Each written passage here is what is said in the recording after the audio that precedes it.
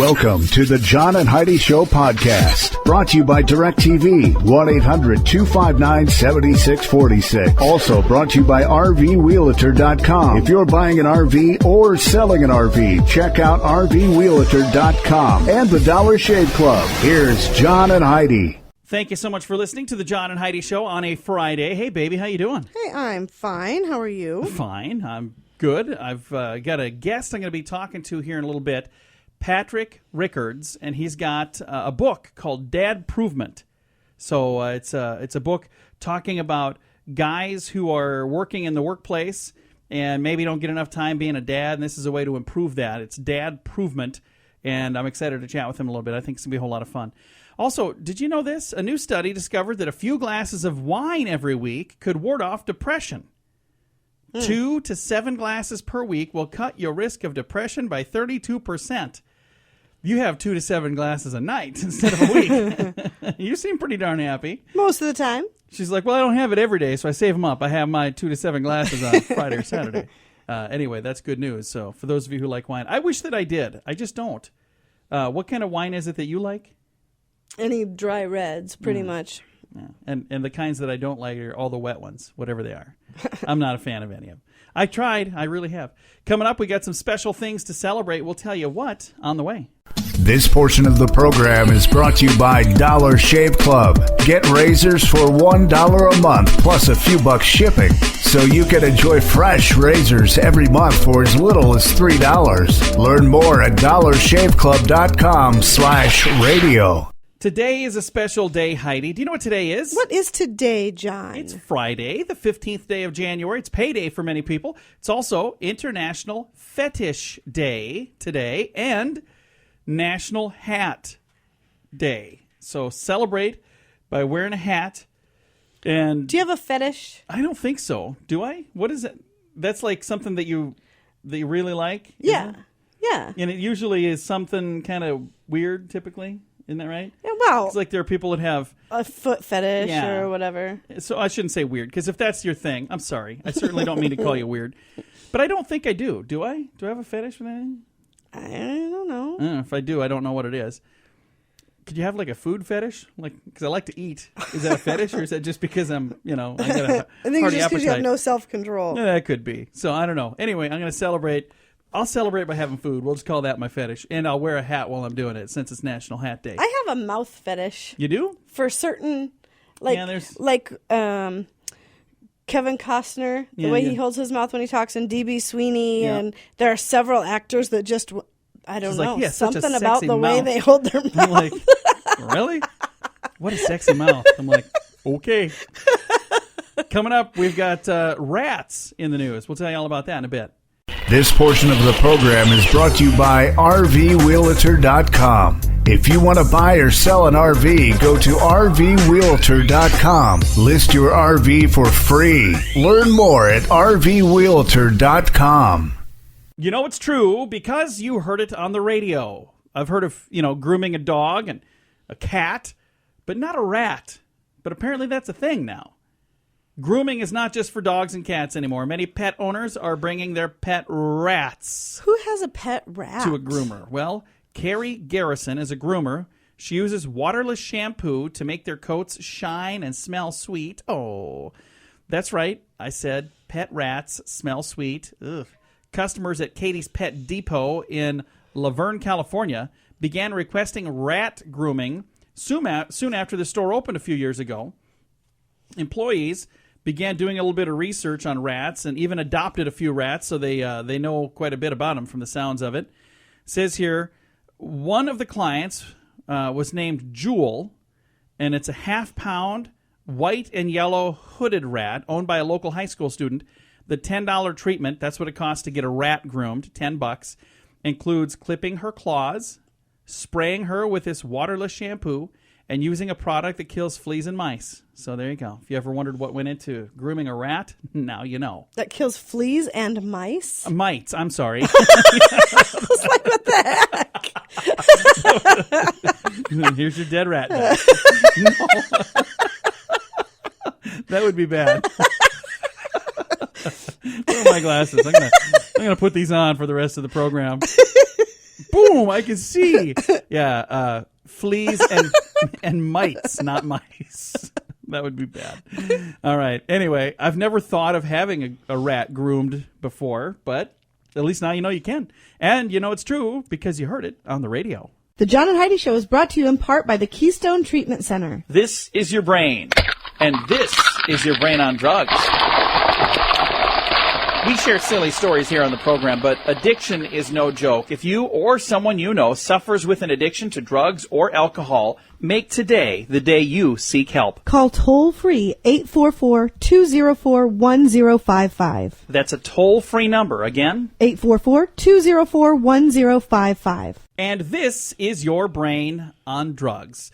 Just because a river is frozen where you live doesn't mean they're frozen everywhere. John Russell Lindy, age 19 of Iowa City, and Daniel Thomas Rathjen, age 19 of Marengo, Iowa, were smoggling a pound of marijuana they stuffed into a duffel bag. Gosh. They hid it under a private covered dock along the St. Mary's River in Canada.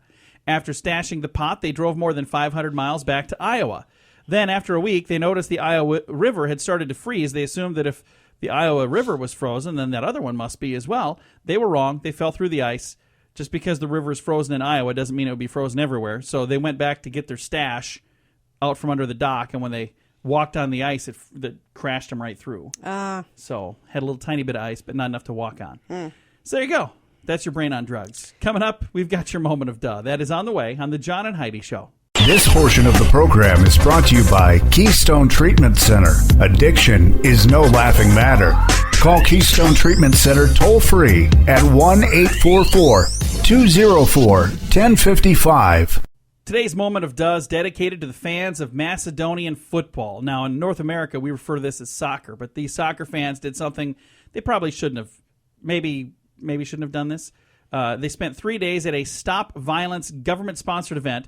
They attended workshops, lectures, and discussions meant to teach fans of rival soccer teams to get along and not fight. It's a good idea. That was until the last day of the Stop Violence event.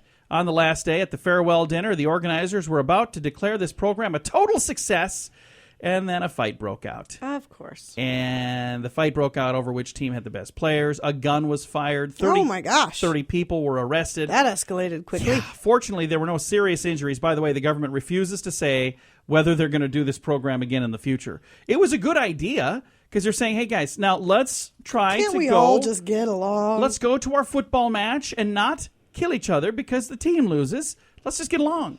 But overseas, have you ever noticed that they have this stuff happen a lot? Oh, with soccer, yeah. It's so terrible. they'll lose the game and then they'll burn the town down. I'm like, come on, that's a bad idea. And they say American football is so violent, but we don't have near those problems. Not in the stands anyway. I don't know. Maybe it's happening here and we just don't find out about it.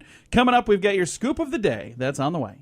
The Scoop of the Day is brought to you by Wells Blue Bunny. If you want delicious ice cream, be sure to look for the Blue Bunny. Sure to have your favorite flavors. Learn more at bluebunny.com. Now, your scoop of the day. The FDA, you've heard of them, right? The Federal Drug Administration or something like that. Yeah. Anyway, they're planning the Food and Drug. Is that what it is? I don't know. Yeah. I've heard of them before. I knew there was something. They're planning to prohibit anyone under the age of 18 from using e-cigarettes. That, I think, is a good idea. I think so, too. So it'll be interesting to see the outrage that people are going to have over that, because I know there are people out there that are already upset, but the FDA is planning to prohibit people under the age of 18 from using e-cigs. If that's the way it is with cigarettes, it should be the same way with e-cigs. I don't know why that would even be a question. I don't know. Anyway, Bolivia's health ministry announced a novel idea to cheer up carnivores worried by the World Health Organization's warning that red meat, quote, probably causes cancer. What Bolivia is telling people is switch to llama. The health ministry's head of food and nutrition says, we have very good meat, like llama, with low percentages of fat, and it's beneficial if consumed in moderation. So they're saying, hey, you don't like what they're saying about the red meat? Quote, probably causing cancer? Well, switch to llama. Nobody said that about llama. Yeah, because so far nobody's ever eaten a llama. Why would you want to eat a llama? I don't know. Apparently it's done getting sweaters out of that llama, so let's eat him. A study from a Miami... They get sweaters out of llamas? Yeah, that's like llamas. Alpacas. And llamas. They shave the stuff off. And Do they? I think so. I'm pretty sure. I've never heard of a llama sweater. Yeah, I think this sweater that I'm wearing is completely 100% llama. Pretty sure it's not. or wool. I'm not sure. Or cotton, probably. A study from Miami University in Oxford, Ohio, finds a brisk walk can nix brain drain. People completed mental tasks more efficiently after a 20-minute stint on a treadmill than after resting. It says here, exercise may expand the brain's processing ability, according to lead researcher Benjamin Sibley. He says, try a lunchtime walk, and you can stay sharp in the afternoon. So there you go. We've got a treadmill just up the hall. We need to use those more often. We do need to use those. I used it yesterday. I haven't yet today. Hey, 1 in 10 high school seniors have engaged in binge drinking. When you were a high school senior, Heidi, would you have said yes to that? Oh, I definitely did when I was a high school. But would you have actually admitted it on a survey when they asked you? Yeah. You would have? Yeah. I think it says 1 in 10. I think it's higher than that. I think there are more. I think it's much higher than that. More that do it, but when they're asking, they're like, "Is this a trap?" Because I'm not. It wouldn't legal. be a trap. They couldn't. I mean, unless you were holding it and drinking while answering the question, they couldn't do anything to you. What if they say, "Well, you just admitted to doing it"? I don't know. No. Anyway, how it works. 1 in 10 high school seniors admitted to engaging in binge drinking. Kids, don't do that. It's a bad idea. Moving on, a poll by Harris Online found that Americans have a wider range of religious beliefs than we thought before. Not surprisingly, 90% of Americans believe in God. That's cool. 84% believe in miracles. Over 70% believe in angels. 69% believe in hell. 68% believe in the devil. 51% So wait a minute. If 90-some% believe in God, how can only 60-some% believe in heaven and hell? I mean, if you believe in God, you believe in heaven and hell. Those go hand in hand. Not necessarily, because there's the God that is in the Bible is they're saying that they believe in God, but there's other religions that also believe in God, but they don't believe in the Bible. So I think that may be what's going on there. Now, are there some religions that they believe in God, but there is no hell? I don't know. I would assume all religions have a heaven and hell. I guess I don't know much about other religions. Since I put my reading glasses on over here, I'm sure I do look like a professor, and I don't know. There's some things I don't know, Heidi. Moving on to some more interesting things in this particular study from Harris Online. 33% believe in UFOs and witches. 31% believe in astrology. 27% believe in reincarnation. Somehow, despite 90% believing in God, 42% also believe in Darwin's theory of evolution. So they're going, I believe in creation, and I also believe in evolution. Something was created, and then it evolved. I'm not sure how that works exactly. Let's just move on to our strange law. In Muncie, Illinois, it is illegal to carry a tackle box to a cemetery. Oh. I don't know why. What in the world would be the problem with carrying a tackle box into a cemetery? Anyway, it's illegal in Muncie, Illinois. That is a strange law. And this has been your Scoop of the Day. This portion of the program is brought to you by RoughToughKennels.com. Dog kennels and accessories sent to your front door wherever you live. Your dog deserves it. Learn more at RoughToughKennels.com. Thank you so much for listening to the John and Heidi Show. Got a special guest on the line right now. We're going to be visiting with an author, Partick Riccards, and he's got a book called Dadprovement. Patrick, how you doing today? I'm good. Thanks so much for having me, John. Well, we're glad to have you on the program. Now, Dadprovement, a journey from careerist to adoptive father to real husband and dad. First of all, how long did it take to put this together? When did you start working on this book, and what was the inspiration to get this thing started? Sure. Well, actually, I just started working on the book in late 2013, and it was published in late 2014. And really, the impetus for this is, I'm fortunate enough to be an adoptive father. I adopted both of my children from Guatemala. And the process by which we went about building our family that way, there are so many twists and turns and tales that were part of that story that every time we would talk to somebody about what we went through in bringing our son home or the roadblocks we faced a year later in trying to get our daughter home, we'd have people that would say, you know what you should do? You really should write that down. Those stories are fantastic. And at first I would sort of just, brush it aside because I'm thinking, that was our lives. How in the world am I going to forget those experiences? And I had a little bit of downtime and decided, maybe I should start chronicling them. And so what began as a story just sort of telling about what we as a family went through to adopt our children really became, as I was writing it, a much more powerful story about what the role of fathers should be now that we're in the 21st century. That's awesome. Now, in the information that I have here, it says there was a time where you lost your job And that, of course, would be devastating, but that kind of gave you the opportunity to kind of take stock of your life and re-examine some things. And what kind of, as you went through that, I'm assuming it wasn't a fun time, but as you look back, do you look back now and say, you know what, that's probably the best thing that ever happened to me? I do. I really do see this as a great turning point, because I think, I was going through what so many men, what so many fathers in this country experience every day. And that is, we see our primary role as father to be that role of provider. It's our job to go out every day. It's to earn a paycheck. It's to pay the rent. It's to ensure that our kids and our wife have food and clothing and all those sorts of things. And, I was one of those. I was guilty of it. I mean, I was working incredibly long hours, and I would justify that I was taking care of it. I was doing all of that for my family. I'd miss my daughter's birthday because I had a speaking engagement. But that was all worthwhile because it was what I needed to do for my job. It was how I was taking care of my family.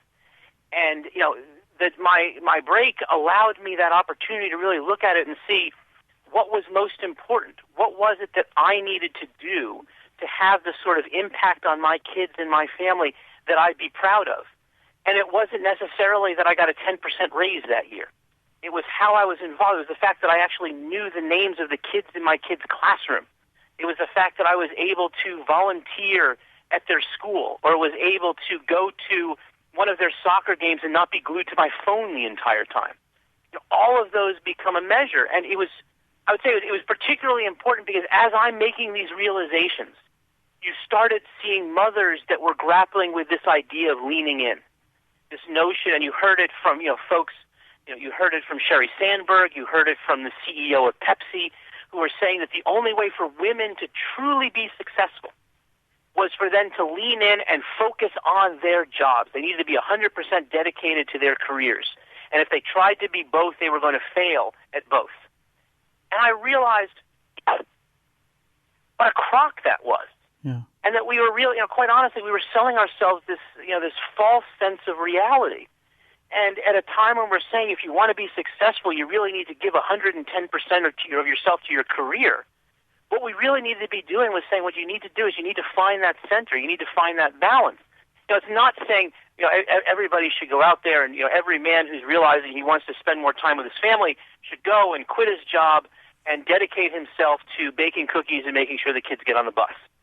Yeah. That's not it at all. But we've sold ourselves. It's one of those funny things. If you ever see a politician or a corporate titan that gets into trouble, you see a politician that has to resign because they were caught up in a scandal, or a CEO who's about to be fired and graciously resigns before the board does the deed. What they often say is they are leaving their high-profile job because they want to spend more time with their family. We use it almost as this sort of punchline parachute that allows that politician or that CEO to sort of take some time, figure out the next step, and begin their career piece. And instead, what I've seen, and the more fathers that I go out and talk to about this will tell me, is what we need to do is we need to find that balance. There's a way to be that good provider. There's a way to be productive and successful in work, but also be able to spend the time and attention that our families deserve. Finding that work-life balance. Exactly. Again, visiting with Partick Riccards. He's the author of Dadprovement, A Journey from Careerist to Adoptive Father to a Real Husband and Dad. I got a question. The name Dadprovement, where did you come up with that title, and how did you decide to go with that for the title of the book? Sure. I think looking at this, again, as we examine, what is the role of a father in the 21st century? We realize this is not one thing that you do and just, you wake up one morning and say, okay, I'm going to do X, and all of a sudden I'm a better father and I'm a better husband and I'm a better producer. This is a process. And so that's really where the term Dadprovement came. It's an improvement process for fathers. It's recognizing there is no one way to do this. There's no one way to get this right. Is we all have to find what works for us and what works for our families. And that, that father who has a wife who stays home to take care of the kids, his role is likely going to be a little different than that couple where they both have to work long hours. Parents with younger children, your role is going to be a little different than those who are in high school and are starting to look at college or a career. But it's finding really what works for you so you're feeling satisfied on both sides of it. That's why it's a process that continues to evolve. There's no magic solution. There's no formula I can give. There's no elixir that a father can drink to say, guess what? I found that balance. It is an ongoing process that continues to shift as you and your family grow. Again, visiting today with Partick Rickards. Patrick, where can we find the book, Dadprovement? Where can we find that if folks maybe want to go out and purchase a copy? I think you can find it. It's available on Amazon. It's available on BarnesandNoble.com. Most of the places you can order books now. Some bookstores are carrying it as well, but as we're finding, folks don't necessarily buy books at the good old bookstores anymore. So it's available online. It's also available for download on Kindle. All right. Well, thank you again for taking some time to chat with us here. Thanks so much. And again, Partick Rickards, author of Dadprovement. And if you'd like to find a copy of that, available hopefully at your favorite local bookstore, but certainly available online at Amazon. Thank you so much for listening to The John and Heidi Show. This portion of the program is brought to you by CarsForSale.com. If you're in the market to buy a car, truck, or van, find thousands of vehicles to choose from at CarsForSale.com. Fun fact for you, Heidi. What's that, John? The word laser. Do you know what it stands for? I have no idea. Light amplification by stimulated emission by radiation. So the word laser actually stands for something. Fun fact for you, Heidi. What's that, John? Did you know the worst time to wake up? Well, first, let me ask you, is it better to wake up early or is it better to wake up late? I prefer to wake up late. Okay, but which one's better is what I'm asking. Probably to wake up early. Well, probably not. The worst time to wake up is before 5 a.m. Well, of course. That's just ridiculous. It's best. That's still nighttime. It's best for your heart to sleep until 7 or 8 a.m. every day. Researchers from several universities and hospitals in the Japanese city of Kyoto have concluded that early risers have a higher risk of developing heart problems than their friends who sleep in. The team found that people who habitually wake up before 5 a.m. have a 1.7 times greater risk of high blood pressure, twice as likely of developing hardening of the arteries than those who get up between 7 and 8 a.m. So there you go. There you go. That's going to do it for our fun facts. Oh, one last thing. Fun fact for you, Heidi. What's that, John? On which planet do you think has the longest day in our solar system? Which planet has the longest day? Pluto. No, Venus. Venus rotates one time in 244 Earth days. So one day on Venus is 244 days on Earth. The days are based on how long it takes for your planet to rotate around.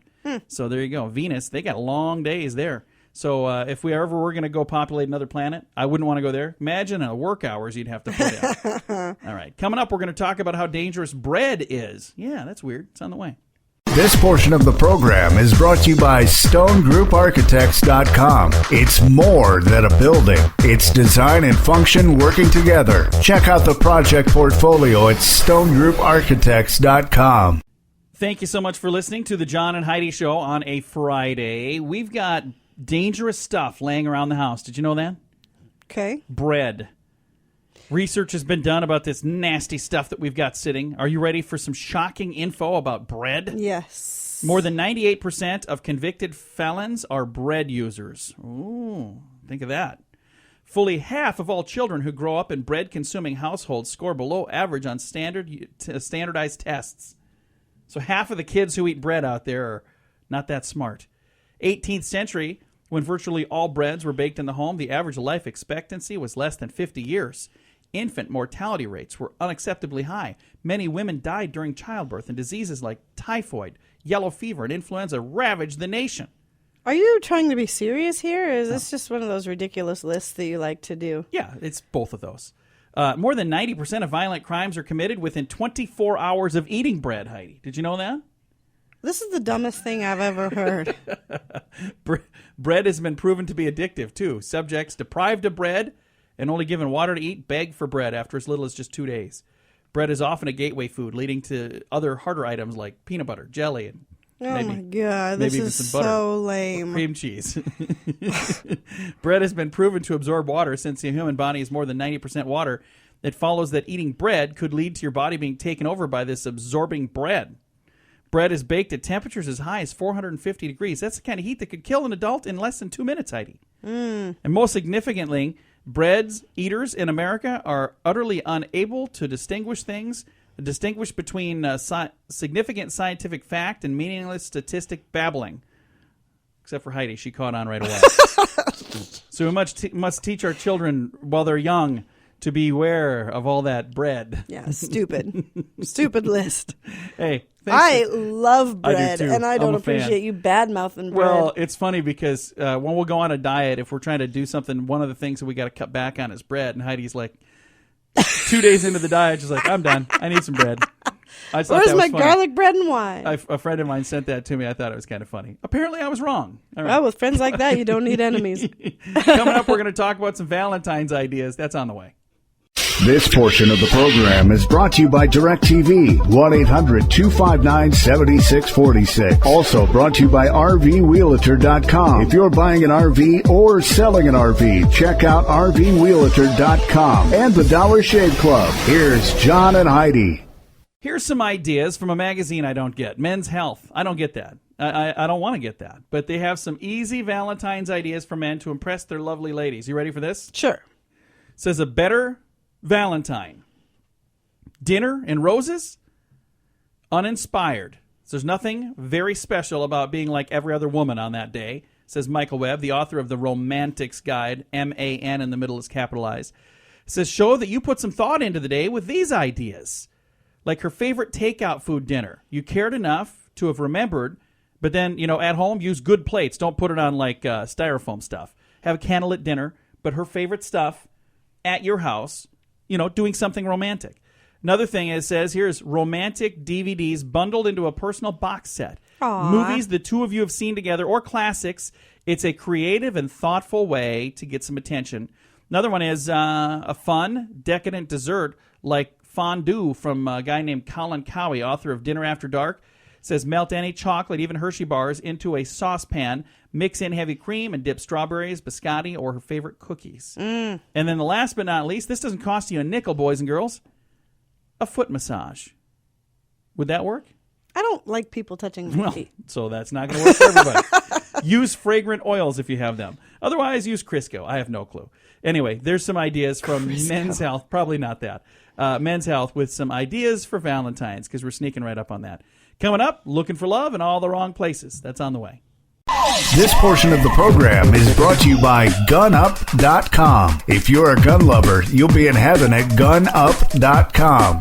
Built by experienced military veterans, shooting sports competitors, and publishing professionals. They have awesome stories and articles that are read by millions of gun enthusiasts. Check it out at GunUp.com. One man is so desperate for love, he's actually paying people to help him find it. A 34-year-old man from Media, Pennsylvania, is hoping that Cupid shoots an arrow his direction soon, real soon. He's willing to pay you if you'll help find the love of his life. Ed Ryder, 34 years old, looking for a woman who enjoys, are you ready for these? Sure. Go-kart racing, Okay. learning about Russian culture, and protecting animals. And if you point that girl his way, he'll give you $25,000. Huh. Ed says, I'm not at all lonely. I'm not at all unhappy. I'm not at all desperate. I am merely unfulfilled. So he's saying, I'm not desperate.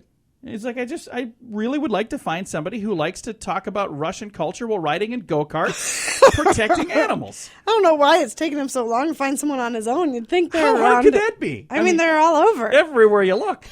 I see women all the time protecting animals while driving go-karts and speaking about Russian culture. So I'm not sure what the problem is there, Ed. Oh, my goodness. Anyway, if that happens to be you, call me because I'd like to be the one that turns you in. I'll take that $25,000. I want to turn you in. Or whatever, yeah. Turn you over to him. I'm not sure how that works exactly. Anyway, his name was Ed Ryder. Oh, wait, I don't want to tell you too much or you'll call him my own. No, Ed Ryder was the guy's name from Media, Pennsylvania. Coming up, going to talk about homework, and it could save your marriage. It's on the way. This portion of the program is brought to you by Dollar Shave Club. You can get razors sent to your door each month for just $1, plus a couple of bucks shipping. It's an amazing deal. Log on to dollarshaveclub.com/radio to learn more. That's dollarshaveclub.com/radio. Now, back to the John and Heidi Show podcast. Could homework save your marriage? Researchers in Chicago think, yeah, maybe. They found couples who spent just 7 minutes every few months writing short essays about their recent fights reported being less unhappy a year later than similar couples who didn't do this. The approach was simple. Each couple was asked to consider a recent argument that they've had from a perspective of a neutral well-wisher. Spend 21 minutes a year, so this is not much, Reappraising conflict appears to yield a spectacular return on the investment. The team at the Northwestern University there concluded in their report to be published in the Journal of Psychological Science that the research points out that when you have this writing assignment, points out that the writing assignment didn't improve anyone's marriage, but it helped slow the general decline in happiness that marks many, if not most, marriages over time. So they're saying it wasn't the writing assignment itself, it was the thinking about it, I think, is what they're talking about. Okay. You and I went to a really cool weekend. It was a marriage encounter weekend thing, and that was really a neat thing. Some friends of ours told us how awesome it was, so we decided to do that. And the thing that we did get out of it was because we're together all the time. So it's not the fact that we don't ever talk to each other. It's not that we can't communicate. As a matter of fact, maybe we communicate too much. Like your silence right now is telling me a whole lot. But when we did this little weekend course, the thing that was neat is we had to write to each other. Mm-hmm. And I had to apologize for my awful handwriting because it's terrible. But it really was kind of a neat thing to do. So if you've never done that, just take a few minutes. They say 21 minutes a year, according to that story. I think if you spend just a couple of minutes and write a note to each other, write a little love note to your sweetie, whether it's your husband or your wife or whoever it is, write a little love note and say things that you might not typically say. And I think that you're going to see right away that you'll find that it is a pretty cool thing to do. Wouldn't you agree? Mm-hmm. Yeah. Heidi's all over this. Are you okay? You said 5 words today. Heidi couldn't be here today, so this person came instead. Coming up, we've got some good news to share. It's on the way. This portion of the program is brought to you by DirecTV. Call 1-800-259-7646. They have hundreds of channels to choose from, with many packages to fit your viewing desires. Learn more at 1-800-259-7646. I always try to end this program with some good news. And when I read this, I thought, this is awesome. And the first thing I had to do was make sure that it was true, because nowadays you just can't believe things you read on the internet. Jeez. Especially when it comes to this. This is the time of year when you get into the car and your windows are all foggy. Mm-hmm. Well, they have a simple way to get the fog off your window. And here it is. According to Mark Rober, he said, I wanted to figure out what is the fastest, most efficient way to get my windows cleared up. Here are the 4 steps. Now, here's the reason I'm laughing about this. Like 2 months ago. Yeah, there were all these things showing up online people posting the dumbest stuff. They were little memes that had like, if you pour hot water on your window, the ice will go away right away. Don't do that. Yeah, your window will shatter. But it will shatter. Yeah. Or put sandpaper on your windshield wipers. No, and we have a friend that works at a place that works on cars. Yeah. And people were coming in with these problems. It's ridiculous. Well, I put the sandpaper on like the internet told me to. No, don't do that stuff. So I researched this to make sure this is for real. It's not going to hurt you. It actually is real stuff. And again, it comes from a guy by the name of Mark Rober. And if you want to get the fog off your window the quickest, he says turn the heater on at full power and then turn on the air conditioner, which sounds ridiculous. Turn off the inside air circulation and then crack your windows open slightly. And it's like magic. The fog from your windows is gone almost instantly. Really? Yeah. So they're saying turn the heater on high and then switch it to air conditioner. Turn off the inside air circulation so you're getting outside air and then crack your windows open slightly. It's the difference in temperature from inside to outside that causes the problem. Mm-hmm. So that's what he's doing is basically saying, hey, get some of that inside air in and all the fog is gone. So I thought that was pretty cool. Interesting. Very interesting. Except where we live, it's very, very cold. Well, but, it's just getting the fog off the window so you can see. What I try to do is just drive with my windows down at all times. No, I don't really do that. All right, time to say goodbye, Heidi. Goodbye, Heidi. Goodbye, everybody. Have a great day. Thank you so much for listening to the John and Heidi Show on a Friday.